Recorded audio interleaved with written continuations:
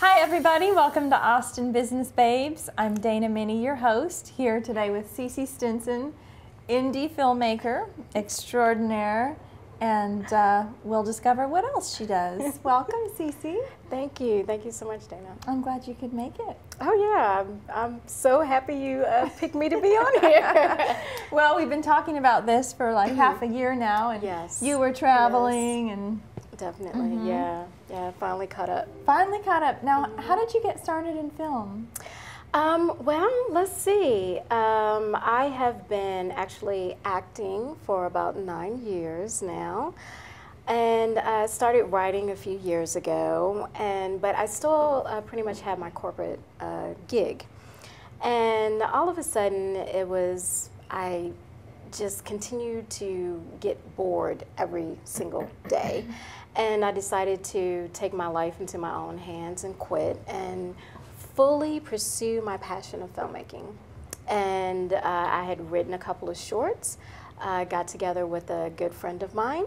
We did a handshake, an agreement to say, let's go ahead and make this short. And that was my first short, which was Breakdown, which actually the subject matter was about corporate layoffs. And ever since then, I have been going. I haven't stopped. Like the Energizer Bunny? Oh, definitely. And how long ago was that? Let's see, that was a little over 2 years ago. It was in July of 2004? Yes. 2004, 2005? Yes. Yeah. And so what are some of your crowning achievements since you left your job? Well, I think my crowning achievement for me is just to have the capability to continue to make a product out of various subject matters.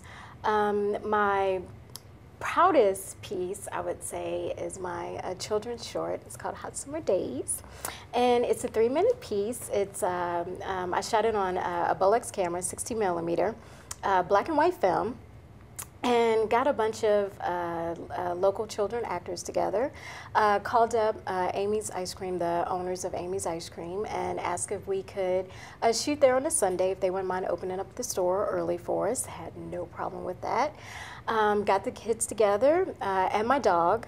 The kids, dog, and ice cream, very dangerous mix, and shot the little short, and that has been shown pretty much all over the place. In fact, now it's showing up at a children's educational resource center in Michigan for until the end of the year. So I didn't really realize I don't like to say I'm into a particular genre of film. I've made documentaries, I've made dramas, comedy. So now for, I guess for me, I just want to explore and take risk in filmmaking and to go ahead and to find my niche. So you make it sound like this came together so easily, this children's movie. Was it so easy? No. In fact, we actually had to shoot it twice. So, I mean, it was really, really hard. I think the first go around, I actually had to borrow the Bolex camera, and the crank broke. So we kind of got half of the film shot, and then realized with the, I think we first shot it in November, and then we had to reshoot it in March with the seasons changing, the back, it was amazing that we actually got it done. So very proud of that. Really excited about that, and just looking to work on more opportunities or with children's film. I really like that. Oh, do you have anything on the horizon with that, or what are you curious about there? Well, what I'm trying to do now is actually take that idea of Hot Summer Days. I'm a little, old school. It's based on like a Little Rascals Our Gang series. Oh, cute. And with the subtitles and, the dramatic music and everything like that. So I'm actually trying to pitch that as a little downloadable webisode to some of the online media sites that actually met at the Austin Film Festival just recently. Great. And so that's what I would like to get kicked off in the spring. Mm-hmm. So, yeah. In the spring? Why in the spring? Well, because that is where I really, wouldn't want to shoot when the kids are in school. Can try and take that opportunity during maybe that week of spring break. To shoot another one. Yeah, to shoot maybe actually a couple just back to back, and to go ahead and get that rolling. Mm-hmm. And this was, you financed it yourself when you did it, or? Financing, yes. Yes, I was very, very lucky that I am a very passionate individual and am able to talk my friends and very close associates into helping me out. And all in all, everyone, we always have fun no matter what we do. There's laughter all the time because I like to laugh. I used to take life so seriously, and I think after just finding my creative niche, I like to say I'm more of a free spirit, and I don't want to be have so much of a solemn attitude anymore. So, corporate life kind of does that to people. I've seen that before. Right, it's kind of like you become like zombies or drones. It's like, okay, check in, boom, here we go, meeting, okay, and I definitely don't ever want to go back to that life again. What was the straw that broke the camel's back, so to speak?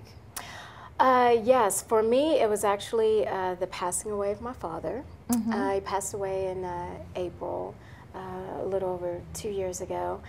And my father was my best friend. He truly was. He was my hero. I had such a foundation in his daily, I guess, teachings or advice that he had to give me.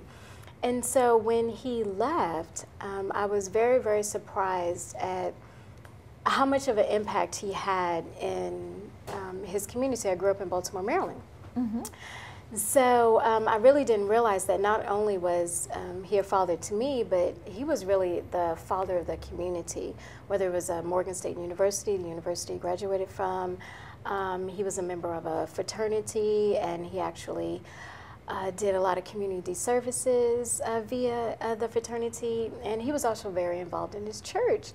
So it was quite a surprise to see. I think during the funeral there was over 500 people, and just handshake after handshake after handshake, hearing. Wow, that's a these, lot of people.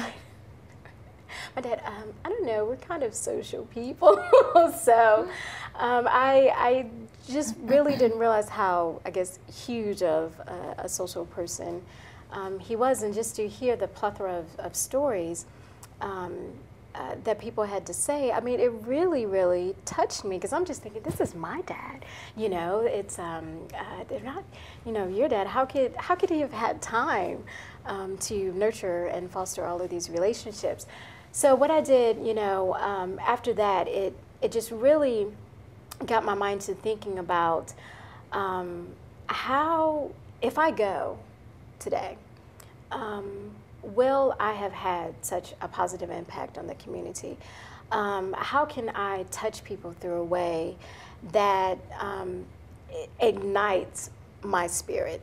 And that is through film. I'm a film geek. I love film. I'm Netflix subscriber, love to sit at home, watch movies after movies. I have a notepad, I take notes, that I guess just really opens up my heart, and especially, through so many different media outlets, you can get a message across. So I said, I think I can do this. I really, really think I can do this. And so after sitting after meeting and hearing the same thing, blase, all these acronyms going around.